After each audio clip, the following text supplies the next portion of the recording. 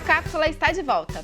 As animações japonesas, os famosos animes, ganharam força no Brasil, sobretudo na década de 80 e 90, com os clássicos Cavaleiros do Zodíaco e Dragon Ball. São inúmeros os animes, em gênero e estilos, e por isso a nossa equipe decidiu relembrar alguns títulos que foram e ainda são sucesso aqui no Brasil, né, Luiz? A gente gosta de anime também, Sim, não gosta? Eu acho que qual que você lembra, assim, o primeiro anime que meio que que te introduziu, assim, nessa cultura, que te fez começar a gostar mesmo de anime, assim, você lembra? Cavaleiro do Zodíaco, não tem como. Pois é, pra mim eu colocaria também Cavaleiro do Zodíaco, mas Sailor Moon tava junto ali também naquela época, assim, que eu acho que era que pegou um pouco da nossa infância, assim, na idade. Pois é, porque Cavaleiro do Zodíaco era aquilo que eu tava te contando nos bastidores, né? Brincava, né? Eu, mas meu irmão mais velho e os amigos. Então a gente fazia as armaduras de papelão, com atrás, assim, né? Com os elásticos pra a gente brincar de cavaleiros. Eu sempre sobrava, porque o meu irmão tinha que ser o Seiya, o outro o Ikki, pra mim sobrava o Yoga, outros assim. E a gente guardava tudo no armário da minha mãe. Então quando ela ia pegar algum prato, alguma coisa, tava cheio de papelão recortado.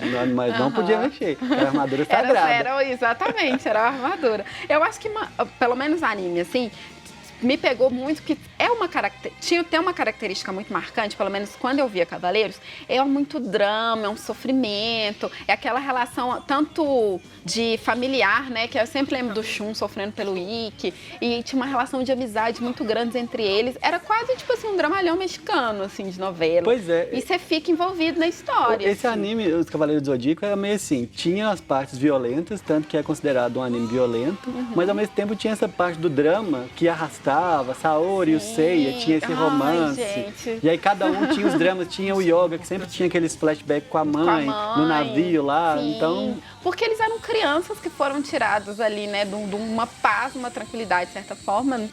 E aí foram treinar em partes distantes do mundo lá por causa do famoso Mitsumasa. É Mitsumasa Kido? Acho que é, enfim. Botou eles lá pra, tipo, vocês vão lutar, vocês vão ser os guerreiros lá que futuramente vão defender a deusa Atena. Mas era isso, era muito sofrimento. E eu acho que as sagas também te faziam... A gente ficava muito envolvido com a história pra tentar resolver, pra ver como que eles iam resolver. Pra mim, a minha preferida é a saga de Santuário. Eu gosto muito dela. Eu gosto muito também.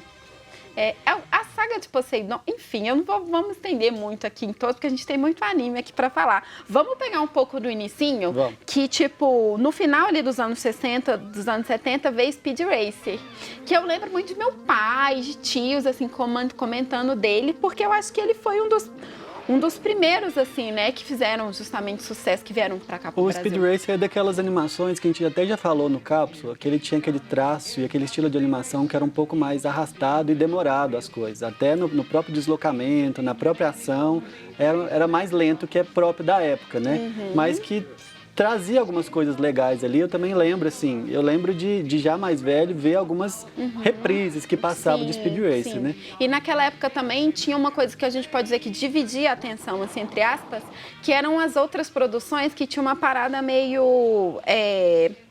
Outros programas tipo Ultraman, o Jaspion, Jaspion tem um nome, deixa eu ver se eu acho aqui, os Tokusatsu.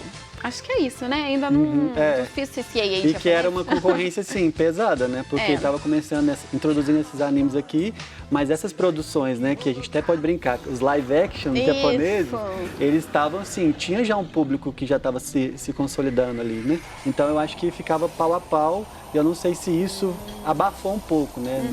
Tinha Speed Racer, que eu acho que era uma boa animação, mas era abafado para esse outro. Diretor Lucas está falando aqui comigo no ponto, diretor, quer dizer filmes com efeitos especiais. E era realmente, tinha, né? Tipo, o que eu lembro, assim, de Jaspion, essas coisas, que era muito aquela coisa da batalha, do foguinho. É o Power Ranger raiz. Isso, exatamente. E aí, tipo, nos anos 80, a gente... Acho que o grande nome, a grande emissora que foi famosa por, digamos, popularizar, talvez, os animes aqui no Brasil, foi a TV Manchete. Que ela chegou aqui com um dos animes, tipo, um muito marcante, que era o Pirata do Espaço, que era uma história, tipo, eu acho que era uma coisa assim, de nave alienígena, de dessa coisa da nave robô e tal, né? Que tinha essa pegada. Eu lembro muito vagamente de ver alguns episódios soltos, assim, disso depois, mas eu recordo, assim. Eu confesso, eu não lembro mesmo, porque tinha Pirata do Espaço e tinha também Patrulha Estelar, que eu acho que é essa pegada mesmo, de robô, de não sei o que, talvez até pegando um pouco no sucesso dos Jaspions e do Ultraman, dessas coisas assim, de ter mesmo robô lutando, né, digamos assim. E aí a gente começou a falar, eu acho que é o que talvez a gente mais viveu e mais poderia falar mesmo, que é dos anos 90, que é a famosa era de ouro, assim, dos animes. Que a gente já começou, assim, falando de Cavaleiro Zodíaco, que eu acho que é muito marcante na nossa geração. Mas tinha um outro também que fez muito sucesso, que era o Yu Yu Hakusho, assim. O engraçado do Yu Yu Hakusho é que, assim, eu acho que ele veio muito nessa pegada também, assim, após Cavaleiro dos Zodíacos, mas eu acho que ele não foi tão grande, porque Cavaleiro dos Zodíacos é meio que uma coisa transmídia e o negócio foi gerando tanta coisa, caderno, boneco e tal. E o Yu Yu Hakusho já não pegou tanto essa fama desse, né? Não só no anime, mas isso sair dali, né? Para outras produções ou brinquedos e tal. Mas também eu lembro disso aí, de assistir. Eu, meu pai, meu irmão, muito bom, né? Também. A gente tinha, né, o Yusuke, o protagonista, que ele... a história conta, ele morre, né, num acidente. Se for pegar, isso é inovador, né? O protagonista morre no primeiro episódio. E aí, porque é o mote, né, da coisa da série. Aí ele tem essa opção de ressuscitar, digamos assim, ou esperar, sei lá, digamos, o julgamento dele. E aí ele decide meio que ressuscitar, mas ele volta meio como um guerreiro que ele tem que combater, tipo, espíritos que estão atormentando, digamos assim, as pessoas, né? Ele se torna um detetive espiritual. Isso mesmo. E aí eu acho que, tipo assim, pelo menos de nome, eu acredito que muita gente, quando você fala, tipo, você pode não lembrar tanto da história, dos detalhes, mas eu acho que é um nome marcante, assim, nessa... E é uma animação, assim, mais curta do que Cavaleiros, né? Se você pega as sagas dos Cavaleiros, ela é muito mais prolongada. E o Yu Yu Hakusho, eu não sei se teve de 3 a 4 sagas, é um desenho que se encerra ali rapidamente. Sim, foi menor mesmo. E aí, outro anime muito da década, assim, muito famoso, que é Sailor Moon. E eu acho que teve uma retomada, assim, um pouco da história, porque eu lembro que alguns anos depois, o programa da Eliana, ela retomou, passava Sailor Moon. Eliana regravou uma musiquinha de abertura e tudo mais, então talvez trouxe de volta um pouco, assim, das histórias e de todas.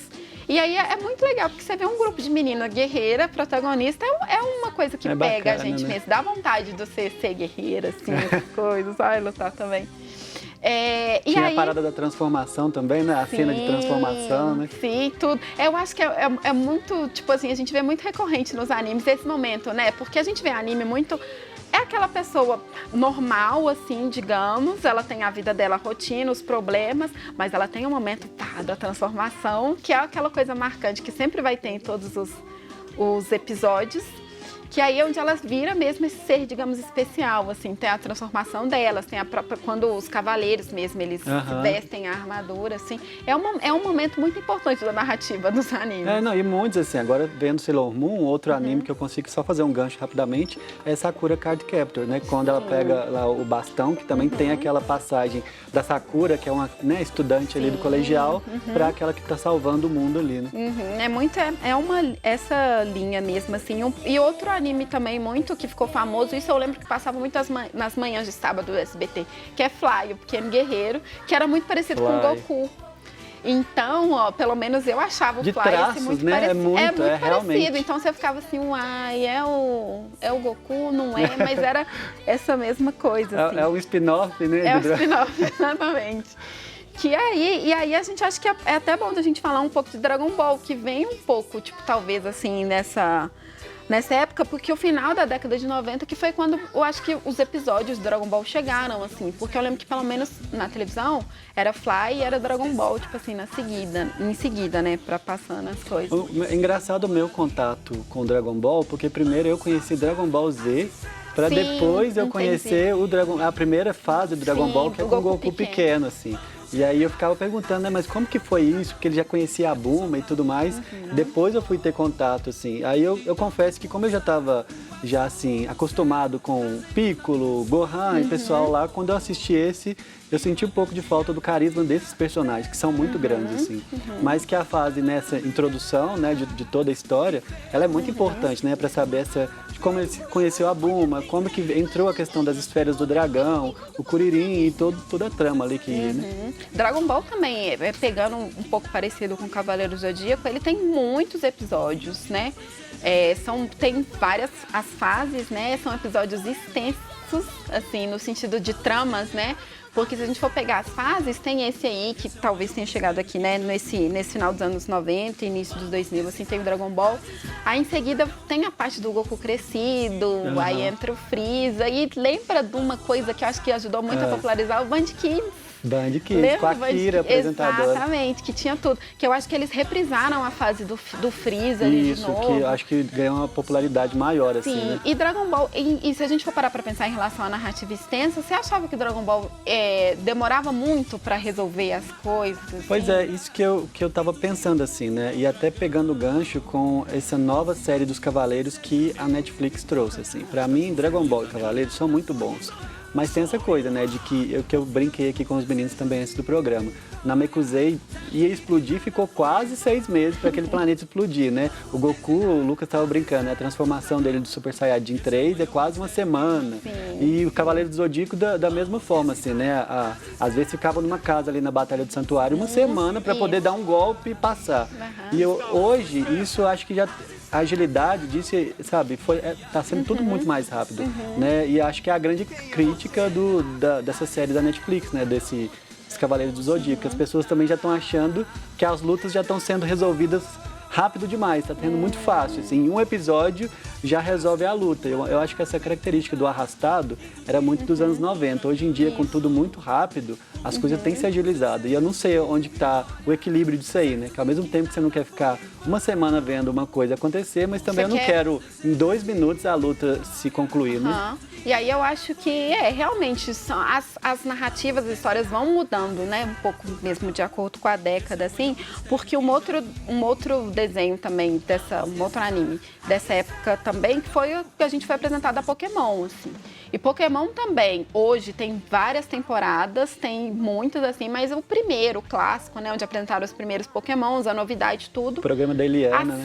Exatamente. Tem aquele negócio do Ash tentando, né? Atrás das insígnias até se tornar um mestre Pokémon. Eu não lembro hoje se é um caminho muito longo, não é? Mas eu sei que depois eles pegaram a história e foram transformando em outras fases, em outras temporadas. Então, é um negócio que realmente tem um monte de coisa aí dentro, né, do universo Pokémon. Pokémon eu adorava. Meu pai ia de 15 em 15 dias comigo na banca para eu comprar a revista que eu colecionava. Até parou mais ou menos em 48, eles pararam a revista, mas eu comprava para saber o que ia acontecer na próxima fase, na próxima saga de Pokémon, onde eu me atualizava, né? E era muito bom. Nossa, pois é, tem um monte, assim, deu pra gente, né, relembrar um pouco dessa trajetória.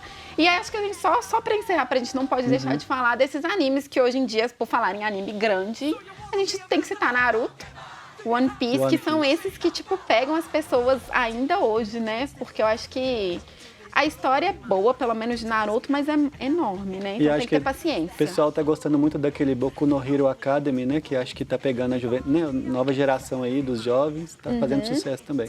Pois é, mas a gente gosta, né, dessas histórias todas. Dá até vontade de assistir, sair daqui e assistir Pokémon, Cavaleiros de novo, né? Cavaleiros de novo. Pois é muito bom. É bom relembrar essas coisas e entender também, tipo, por que fez, né, tanto sucesso. Enfim. Exatamente. E aí, Luiz, obrigada. Até a próxima resenha. Valeu, Carol. E o Cápsula de hoje termina por aqui. Se você quiser rever esta ou outras edições, é só acessar o nosso canal no YouTube. Tem também o nosso Instagram, segue a gente lá e na semana que vem a gente volta. Tchau, tchau!